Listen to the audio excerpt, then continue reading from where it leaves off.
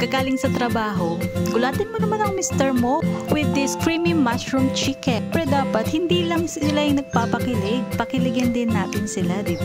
Ayan na nga, after nating mailagay ang asin at paminta, paghalu-haluin lamang natin sila sa mainit na non-sticky pan. Prituhin na nga ang mga manok kasi nga maglalabas pa yan ang kanyang mantika at bari-barik ta rin lamang hanggang maluto. Yung ganito nga pagkakaluto, yung tostado, at least alam natin tanggal ang lansa. Tatanggalin muna para sa pagluto ng sauce. Sa parehong kawali, dadagdagan natin ng kaunting butter at isunod na ang sibuyas at bawang. Syempre, sibuyas na puti. Kasunod dito ang ating canned mushroom. Then next, ang ating chicken. At another kulo.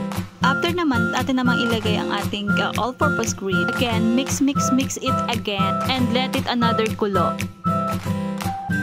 Ganito na nga kalapot, then goods na yan.